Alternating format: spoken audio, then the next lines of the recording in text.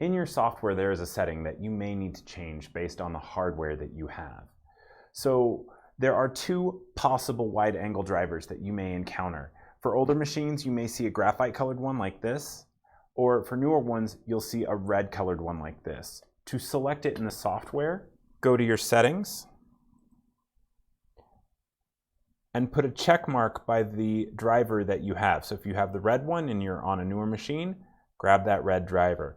If you have an older graphite driver, go ahead and swap that here. And that will actually change what's available in your hoop selection menu for here. And it will show either graphite or red depending on what you have selected.